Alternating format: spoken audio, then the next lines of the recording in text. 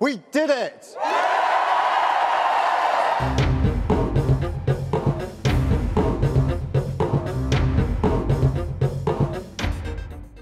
যুক্তরাজ্যে লেবার পার্টির নিরঙ্কুশ জয়।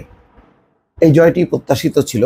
বুথ ফেরত যে জরিপ, যতগুলো জরিপ ছিল সবগুলো জরিপই বলছিল লেবার পার্টি বিপুলভাবে জিতবে। যদিও শেষ মুহূর্তে কনজারভেটিভ সহ অন্যরা খুবই তৎপর হয়েছিল যাতে অন্তত নিরঙ্কুশ সংখ্যাগরিষ্ঠতা ঠেকানো যায়, কিন্তু সেটা রক্ষা হয়নি। শেষ পর্যন্ত 410টি হয়তো আসন পেয়ে যাবে, একটা দুটা কম বেশি হতে পারে।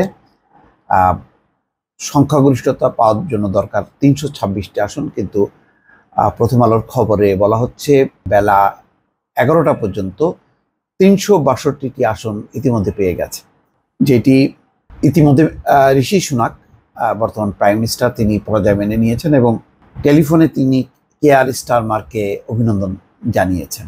খবরে বলা হচ্ছে যে বড় ব্যবধান গড়ে তুলেছে কনজারভেটিভ পার্টির সঙ্গে। এই পার্টি পেয়েছে 82টি আসন, সংখ্যাগরিষ্ঠতা পেতে 326টি আসন প্রয়োজন। অর্থাৎ কনজারভেটিভ পার্টি 82টি আসন পেয়েছে, সম্ভবত 110-20টি আসন তারা পাবে, অনেক ব্যবধান। আর লিবারেল ডেমোক্র্যাটস পার্টি পেয়েছে 50টি আসন। লন্ডনে লেবার পার্টি নেতা কিয়ার স্টারমার বলেছেন পরিবর্তন এখন থেকে শুরু হলো। উচ্ছ্বসিত জনগণের উদ্দেশ্যে তিনি বলেন, আমি আনন্দিত। যুক্তরাজ্যে টানা 14 বছর পর ক্ষমতা থেকে সরে গেল কনজারভেটিভ পার্টি, বিদায় নিতে হবে প্রধানমন্ত্রী ঋষি সুনাককে। তিনি পরাজয় মেনে নিয়েছেন। পরাজয় ঠেকানোর জন্য তিনি আগাম নির্বাচনেরও ঘোষণা দিয়েছিলেন। 2025-এর প্রথম দিকে নির্বাচন হবার কথা। তিনি মনে করেছিলেন যে আগাম নির্বাচনে ঘোষণা দিলে হয়তো পরিস্থিতি ঘুরে দাঁড়াবে, কিন্তু হয়নি। টানা 14 বছরের শেষ দিকে 8 বছরে 5 বার প্রধানমন্ত্রী বদল হয়েছে। অর্থাৎ পরিস্থিতি এমন, কনজারভেটিভ পার্টির ভেতরে অন্তর্দ্বন্দ্ব এমন ছিল, দেশের পরিস্থিতি এমন পর্যায়ে পৌঁছে গিয়েছিল যে বারবার তারা ক্ষমতার পরিবর্তন করেছে, প্রধানমন্ত্রীর পদ পরিবর্তন করেছে, কিন্তু রক্ষা হয়নি। কনজারভেটিভ দলের অন্তর্কন্দল এবং দেশের সার্বিক অর্থনৈতিক পরিস্থিতি সামাল দিতে ব্যর্থ হয়েছে কনজারভেটিভ পার্টি। যদিও শেষের দিকে ঋষি সুনাকের নেতৃত্বে কনজারভেটিভ পার্টি ব্রিটেনের যেই মূল্যস্ফীতি সেটি বেশ অনেকটা নিয়ন্ত্রণ এনেছিল, কিন্তু জনগণ আস্থা হারিয়ে ফেলেছিল। জনগণ আর আস্থা রাখেনি যে কনজারভেটিভ পার্টি সেই অর্থনৈতিক উন্নয়ন বা ধারাবাহিকতাটা বজায় রাখতে পারবে। ফলে একটা পরিবর্তন অনিবার্য ছিল, আর এই পরিবর্তনটাই ছিল লেবার পার্টির মুখ্য ইস্যু। কেয়ার স্টারমার এটি খুব ভালোভাবে মানুষের মধ্যে ঢুকিয়ে দিয়েছে এবং শেষ পর্যন্ত বিশাল ব্যবধানে জিততে চলেছে। 14 বছর পর আবার ক্ষমতায় আসতে যাচ্ছে। এবারের নির্বাচনে ছোট বড় মিলিয়ে অন্তত 98টি রাজনৈতিক দল অংশ নেয়। 35টি রাজনৈতিক দল মাত্র একটি করে প্রার্থী দেয়। রেকর্ড ভেঙে এবার 4515 জন প্রার্থী প্রতিদ্বন্দ্বিতা করেন। এক একটি আসনে গড়ে 7 জন করে প্রার্থী ছিলেন।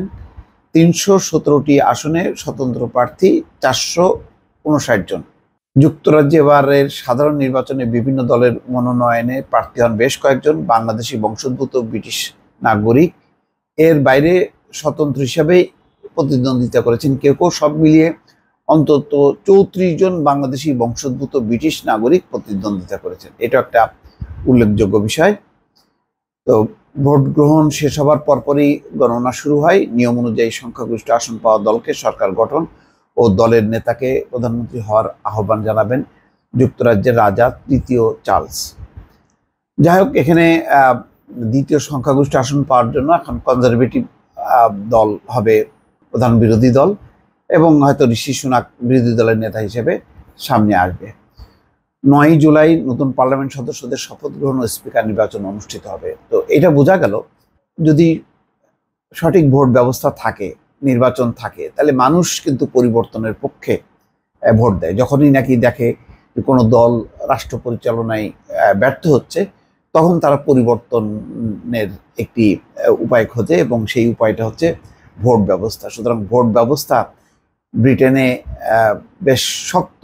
এখানে প্রভাবিত করা, ইনফ্লুয়েন্স করা, ম্যানিপুলেট করার কোনো সুযোগ নেই।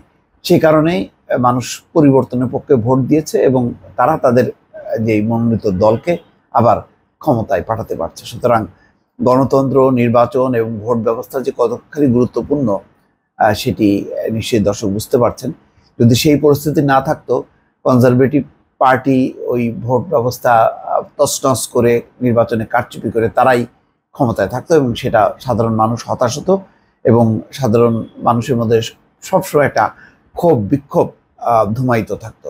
এখন লেবার পার্টির জন্য বড় চ্যালেঞ্জ হচ্ছে মানুষের যে প্রত্যাশা, মানুষ যে পরিবর্তনের জন্য তাদেরকে ভোট দিয়েছে সেটি বাস্তবায়িত করা, এবং এটা মানে কিয়ার স্টারমারের জন্য যথেষ্ট পরিমাণে একটি চ্যালেঞ্জ, যে বিপুল বিজয়টার চাপটাও কিন্তু আবার অনেক বেশি। সুতরাং এই চ্যালেঞ্জ অনুযায়ী যদি ইতিবাচক পরিবর্তন নিয়ে আসতে পারে ব্রিটেনের রাজনীতি এবং অর্থনীতিতে, তাহলে হয়তো আবার লেবার পার্টি সেই পুরনো ইতিহাস, যে লম্বা সময় ধরে বারবার যে জেতার যে ইতিহাস, সেই ইতিহাসটা থাকবে এবং লেবার পার্টি হয়তো এই ক্ষমতাটা 5 বছর নিরবিচ্ছিন্ন থাকবে। এই ব্যাপারে কোনো সন্দেহ নেই। দর্শক ভালো থাকবেন। আল্লাহ হাফেজ।